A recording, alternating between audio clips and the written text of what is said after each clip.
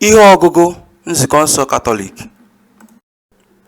Satọde, izuụka nke mbụ n'oge olileanya onye nzọpụta.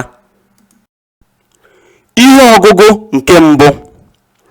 Ihe ọgụgụ ewetara n'akwụkwọ onye amụma Aịzaya, isi nke 30, malite n'usoro nke 19 ruo na nke 21, bidokwa n'usoro nke 23 ruo na nke 26.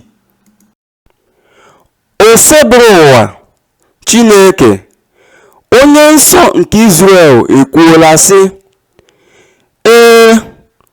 unu ndị Zayọn bi na Jerusalem, unu agaghị ebekwa akwa ọzọ. Ọ ga-egosikwa unu amara mgbe ọ nụrụ mkpu akwa unu. Ọ ga-azọkwa unu.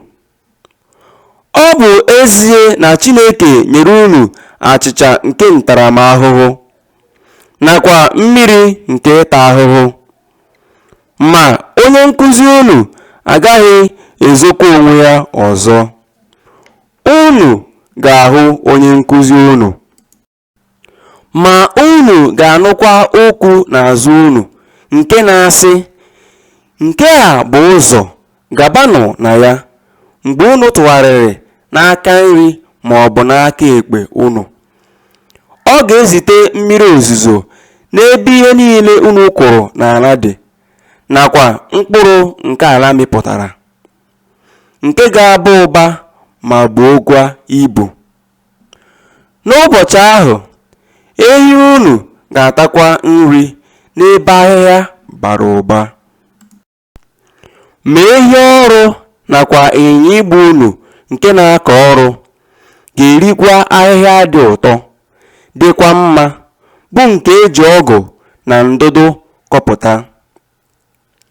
Mmiri ga-agbapụta si n'elu ugwu ukwu na nke nta niile n'ụbọchị nke oke ogbugbu mmadụ, mgbe ụlọ nche ha niile ga-ada. Ìhè ọnwa ga-achawa dịka nke anyanwụ. N'oge ahụ, ìhè anyanwụ ga-achawapụta okpukpu 7 dịka ìhè nke abalị 7. N'ụbọchị ahụ, osebụrụ ụwa ga-ekechi ọnya ndị nke ya, ma gwọkwa ha mmerụ ahụ nke ha nwetara site n'aka ya. Okwu nke osebụrụ ụwa. Ekele dịrị Chukwu. Abụ ọma na azịza ya. Azịza ya bụ: ngọzi dịrị ndị niile chekwubere na ya. Toonu Chineke n'ihi na ọ dị mma. Ọ dị mma ikwere Chineke ukwe. O kwesịrị ikwere ya ukwe otito n'ihi na ọ dị obi ebere. Onye nwe anyị, onye na-ewugharị Jerusalem, ọ bụ ya kpọghachiri ụmụ Izrel ndị a dọrọ n'agha azịza. Ngọzi dịrị ndị niile chekwubere na ya. Ọ na-akasị ndị obi gbawara obi, na-ekechikwa ọnya ha niile. Ọ maara ọnụọgụgụ kpakpando niile, na-enyekwa nke ọbụla aha ya azịza.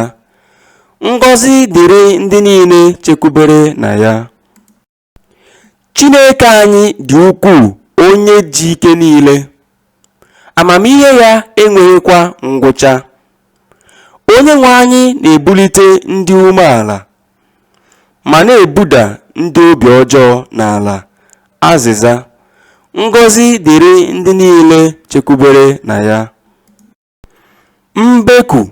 Aleluya, aleluya. N'ihi na osebụrụ ụwa bụ ọkaikpe anyị, ọ bụkwa onye ndu anyị. Chineke bụ eze anyị, ọ ga-azọpụta anyị. Aleluya. Ihe ọgụgụ nke a si n'ozi ọma dị asọ nke Matiu dere, isi nke 9, malite n'usoro nke 35 ruo n'isi nke 10, usoro nke mbụ, malitekwa n'usoro nke 6 ruo na nke 8. Jesu na-agagharị n'obodo na n'ógbè ha niile, na-akụzi nkụzi n'ụlọ nzukọ ha, na-ekwusa ozi ọma nke alaeze Chineke, na-agwọkwa ọrịa na nrịanrịa ha niile. Mgbe ọ hụrụ ọtụtụ igwe mmadụ ahụ, ebere ha mere ya, n'ihi na ha nọ na nsogbu. Ha enweghịkwa onye enyemaka.